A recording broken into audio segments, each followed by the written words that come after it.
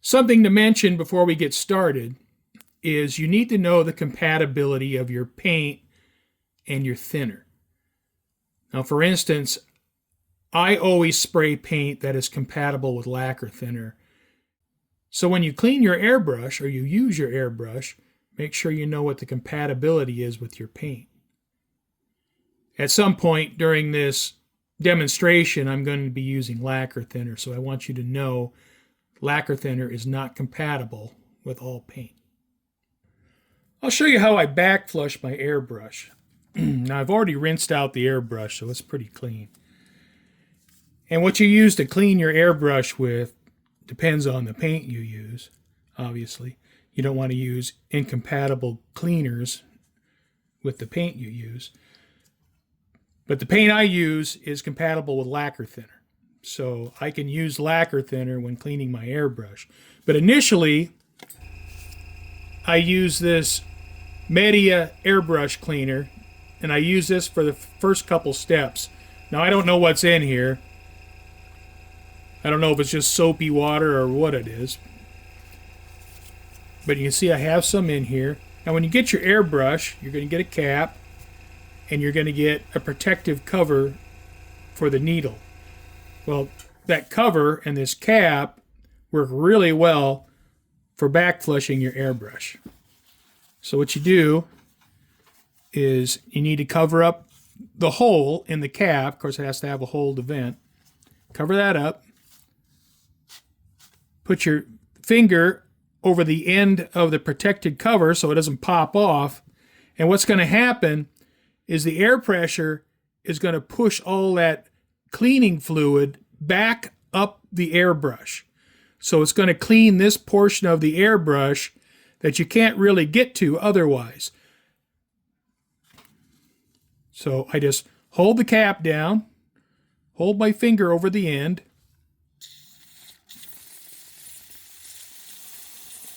and you can see where my finger is on the trigger, there's bubbles coming out, where the soap is coming up back through the airbrush. All right.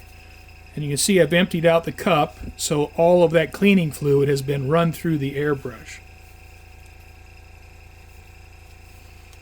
And you can see the tip is already really clean. All right, I've run that Media airbrush cleaner through my airbrush probably 4 times, and it's pretty clean. But we're not done yet.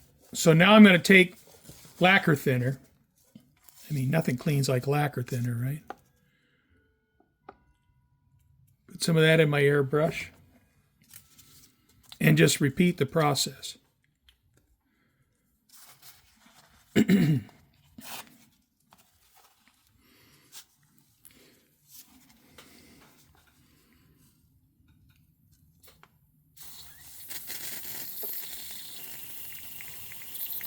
you can see where my trigger finger is. You can see the lacquer thinner coming out through the top. So that's being backflushed through the airbrush. And you can see the cup's now empty. So I'll do that one more time.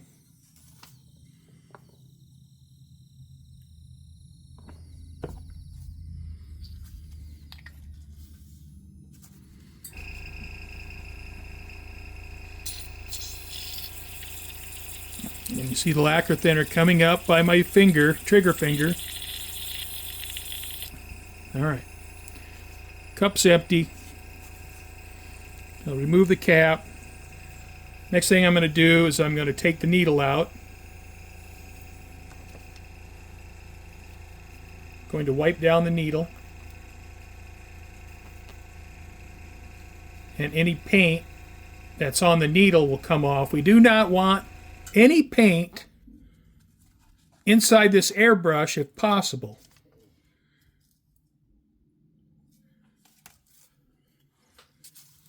And now you can also take, I use paper towel, take a clean piece of paper towel, get in there, wipe out the cup, wipe off the tip.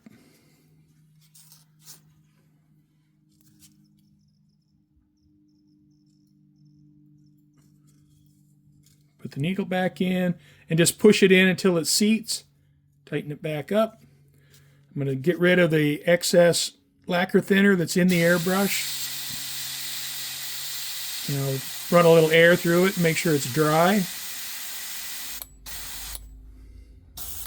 Dry. All right. Cup is clean. Tip is clean. The needle is clean. And now it's ready to use. Every once in a while, usually at the end of a big project, I'll completely disassemble the airbrush and thoroughly clean it, every part. But using this backflush method, you can keep this thing in service for a long time before having to completely disassemble the airbrush. Now, something to mention concerning backflushing is many of your better airbrushes will have a gasket or a seal right here to prevent the paint from coming back into the body. Now, when doing a backflush like I showed you, holding pressure down on the cap,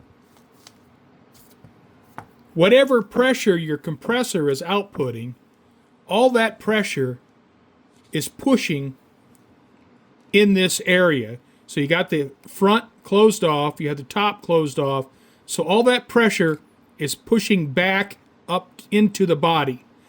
Now, if you have gaskets or seals here, that's something to take into consideration. If your pressure's too high, you could damage those gaskets or seals. So you can do a backflush without the cap on the paint cup. And I'm going to use some of this Media airbrush cleaner. And this stuff's made by Iwata. So I'm sure it's legit. I've been using this stuff for years. And what you do, and you can see I have some of the cleaning solution in the cup. Still going to want to hold my finger over this protective cover for the needle, and then just pull your trigger back. And the air pressure coming back in here will agitate this solution and clean this area of the airbrush. Now, it's not going to be as effective as if you have the cap on and it's being done under pressure. But if you're concerned about damaging gaskets or seals here, this is a safe way to do it because there's no pressure buildup.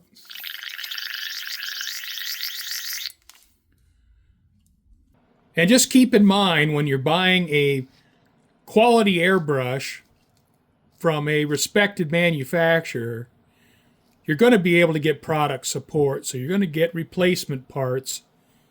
If in the eventuality or the event that something gets damaged, you can still repair the airbrush. So if you end up blowing out a gasket or a seal, doing the pressurized backflush, you can replace those parts.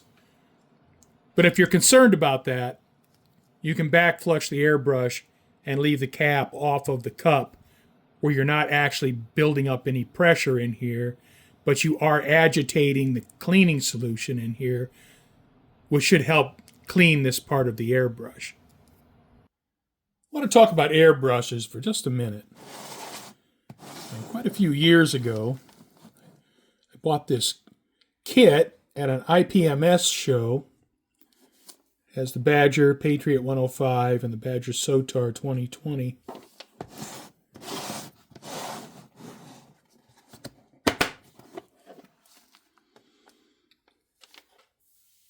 And I've used those airbrushes for quite a few years, and they just perform flawlessly.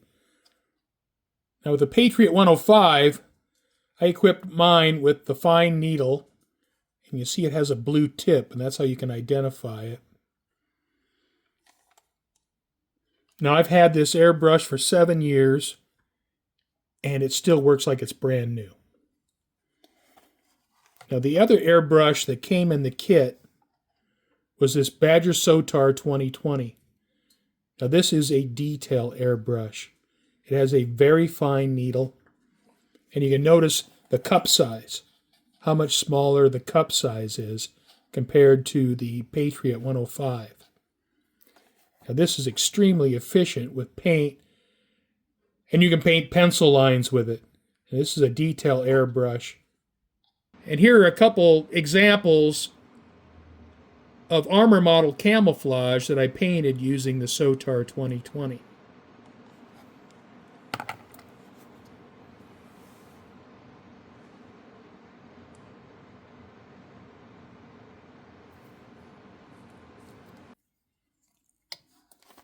And I also have this Renegade Chrome. Now this is also a detail airbrush. You know that the cup size is the same as the SOTAR 2020. Now both of these airbrushes are equipped with 0.19 millimeter needles. And this will also paint pencil lines. The key to having a successful life with your airbrush is keeping it spotlessly clean. Now my airbrushes, I'm fanatical in cleaning my airbrushes. Because if they're clean, they're going to work. If they're not clean, they're not going to work. So all of my airbrushes are spotlessly clean.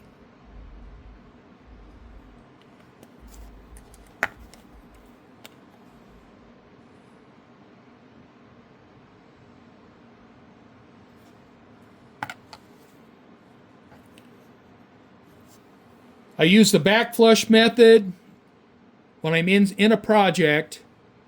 Then after a longer project, I will completely disassemble the airbrush and thoroughly clean it. But cleaning is the secret. That's the secret to success. Now all of my airbrushes are equipped with quick disconnect fittings. And so I have fittings just like the air compressor in your garage, where I can attach the airbrush to the airline and I can detach it just like that. And this is something that I would recommend if you're looking to get a new airbrush. I think most companies have something like this. Now, if you're looking to buy a good quality airbrush that you want to keep for years or decades, there are 3 brands I would look at: Badger, Iwata, and I'm talking about the Japanese-made Iwata, because there's also a Chinese-made Iwata, and I would not buy that. The Japanese-made Iwatas are really good airbrushes. And the 3rd brand is Harder Steenbeck, that's made in Germany, and they make some really nice airbrushes. Now, one thing to consider about these premium airbrushes, the made in USA Badgers, the Japanese-made Iwatas, or the German-made Harder Steenbecks, is that these are not disposable airbrushes. These are airbrushes you buy and you keep for years or decades. Now, if you have a problem with your airbrush, let's say you drop it on the floor and bend the needle, well, you just get replacement parts. You don't throw away the airbrush. You just get parts and fix it. And that holds true for all 3 of those brands. All right, we talked about cleaning the airbrush, backflushing it, keep it clean and ready to use in good condition. Another thing I want to talk about is paint brushes. Now, most of us acquire a pretty good collection of paintbrushes. And I have a lot of working man brushes, which I would consider these MIG ammo brushes and these AK brushes. And I'm thinking these brushes are probably manufactured at the same place, just giving a different coat of paint. So they're very similar. and I always have a few spares on hand. Now these brushes, you pick these brushes up for about $4 a piece. And these are kind of like everyday working man brushes. And I use them a lot. Now some other brushes I have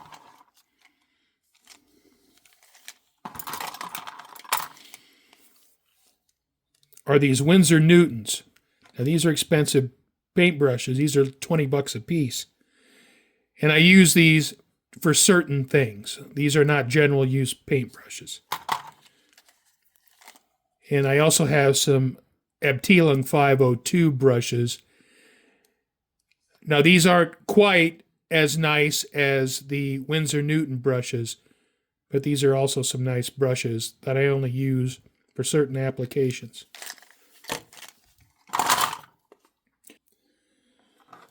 Now when we get done using our paintbrush, what I would recommend doing is using some brush cleaner and conditioner, or preserver, and you could double the life of your paintbrushes if you do this. Now I think you can get this from Amazon. Now in Arizona we have Michael's and Hobby Lobby for arts and crafts stores, and I think you can get some different brush cleaners and preservers from those stores. All right, so I've cleaned my brush after I've used it, and now what I'm going to do is I'm going to use some of this cleaner and preserver to condition this brush to prolong its life. I put a little water in here. And I'm going to work this soap into the brush.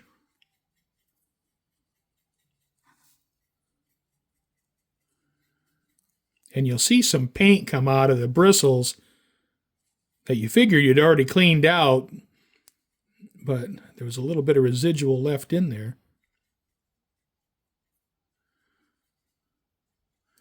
All right. So you can see I have the cleaner and preserver in the bristles. So I'll just take a paper towel. I'm going to wipe off the excess.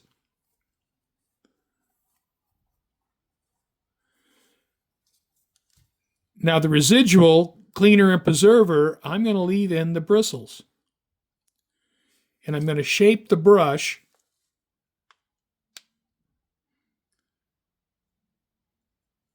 and so when this dries, the bristles will be shaped, and this is going to prolong the life of this brush at least 2 times.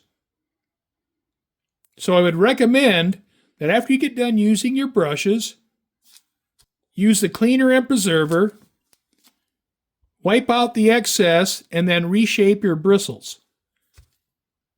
And your brush will be in excellent condition and ready to use next time you need it. So just a couple ideas for you. Backflushing your airbrush. Keep it clean. Keep it ready to use in great working condition. And condition your paintbrushes. When you're done using them, double the life of your paintbrushes and keep them in great working condition. So, I want to thank you for watching. And I hope you come back and join me again.